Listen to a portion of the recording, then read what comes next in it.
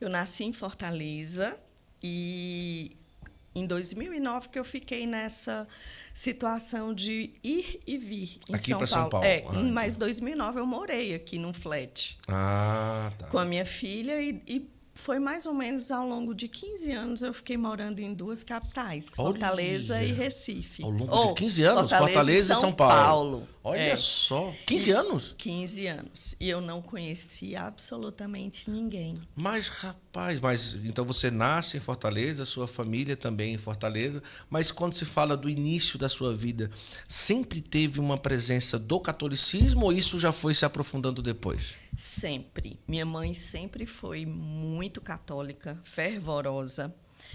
E eu estudei no colégio de freira, chamado Santa Cecília, em Fortaleza. Santa Cecília. Qual seria, meu Deus, a congregação do Santa Cecília? Eu não lembro também. Eu também não lembro. Eu sei que as irmãzinhas Sim, cuidavam. cuidavam do colégio. E eu me lembro que com 9 anos eu queria ser freira. E minha mãe, não, filha, eu quero netos. E eu lembro, assim, com essa minha, digamos, formação, Sim. eu comecei na escola e toda semana, na sexta-feira, a gente tinha missa.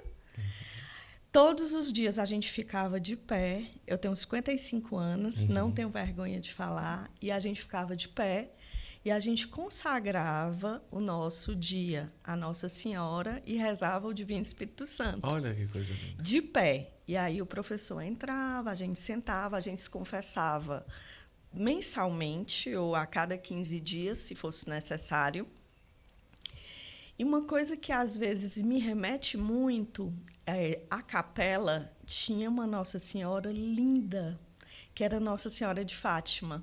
E eu contemplava, com 9 anos, ela, eu digo, Nossa Senhora, como tu é linda, eu queria tanto ser igual a você um dia. Só que eu não tinha a dimensão do que era a Nossa Senhora com 9 anos. Eu não tinha a dimensão. Eu não tinha nem o discernimento, assim, grande daquele Calvário, e eu não sabia o que estaria por vir, né? É verdade. Agora, na sua juventude, acabou você se formou em fisioterapia. Sim, eu me formei em fisioterapia. Você sempre quis isso? Como que era? Não, era assim, Guto. Meu pai era médico. Certo. Eu digo era porque todos estão no outro plano, Certo. né? Estão no céu face a face com Cristo.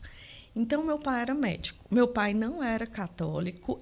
Ele dizia assim, que fazia muito bem no hospital, e meu pai fazia muito bem. Sim. Pegava as pessoas no meio da rua, levava para o hospital. Eu me lembro como se fosse hoje, nas minhas férias, com 15, 14 anos, ele levava para o hospital e ele dizia assim, filha, a diferença entre você e esse rapaz que está cuidando do nosso carro e o diretor do hospital é apenas um estudo, porque naquela época o estudo era para quem tinha realmente condições financeiras. Sim.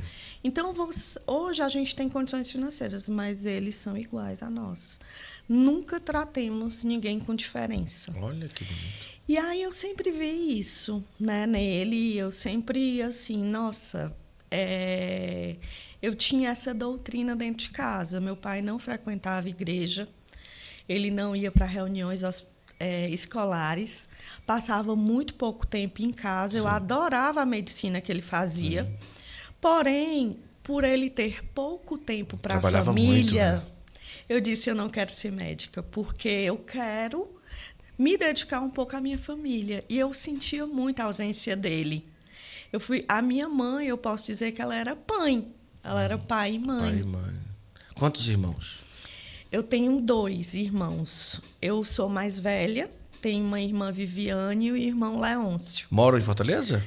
O meu irmão mora em São Paulo, que eu não sei onde. Ah, é? Não sabe onde? O meu irmão, a gente presume, né, que ele tem um certo autismo e ele, assim, nunca consegue se socializar. E aí, assim, ele vivia com a minha mãe e minha irmã após a separação, mas após o falecimento da minha mãe, ele foi morar sozinho. E você... E ele liga para minha irmã de vez em quando, mas não liga para mim. Ah, entendi. Mas assim, a gente tivemos... Meu pai faleceu e naquela época, quando meu pai trabalhava, não tinha convênio, era dinheiro. Mas a gente era muito humilde. Sim, meu pai sim. tinha as coisas, mas tratava a gente com muita humildade. E a gente não tinha, assim, nenhum luxo, sabe? Era coisas mil... Assim, eu lembro demais, que eu não tenho vergonha de dizer, era um frango, Sim. que a gente não podia repetir a proteína. Esse frango era para o almoço e o jantar. Frango, almoço. E assim foi. E o meu irmão, por um período de tempo, quando eu estava cuidando dos meus filhos, ele estava cuidando do meu pai, que teve Alzheimer. Mas cuidando assim, administrando, porque os cuidadores cuidavam. E aí um dia eu disse para ele assim algumas verdades, ele não gostou. Eu pedi perdão, ele disse que não ia perdoar por enquanto, mas um dia a gente vai se perdoar. Eu acho que para Deus nada é impossível. Do que aconteceu, nada. Sem dúvida. E a minha irmã, a gente convive bem. Ela é católica. Ela trabalha muito, ela é fonoaudióloga e ela faz o trabalho de home care. Eu me aposentei, Guto, porque eu trabalhava muito com cirurgia cardíaca e trabalhava tanto na terapia intensiva de adulto com cirurgia cardíaca e trabalhava com prematuros extremos, com 500 gramas, Nossa. né? 600. Então, tinham bebês... 500 gramas? Era prematuro extremo. Era UTI NEO e no hospital público de periferia. Era a terceira maior maternidade do Ceará. E sempre tinha muitas mães com doenças sexualmente transmissíveis, tinha muita prematuridade por causa dessa doença, que a gente pensa que não existe mais, que é a sífilis, né? Mas não fazia um pré-natal.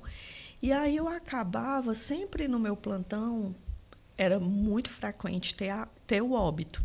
Então, depois que eu perdi meu Pedrinho, aliás, nunca perdi, desculpa, que eu devolvi a Deus, eu sempre chorava até mais do que as mães. E isso me fez refletir. Mesmo depois que o Pedro foi para o céu, você continuou trabalhando ainda? Eu voltei a trabalhar, porque eu achava que mantendo minha cabeça trabalhando, eu podia ficar bem.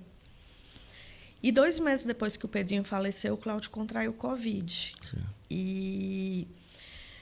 Mas quando eu voltei a trabalhar, que eu via cada óbito, nossa, Guto, doía tanto dentro.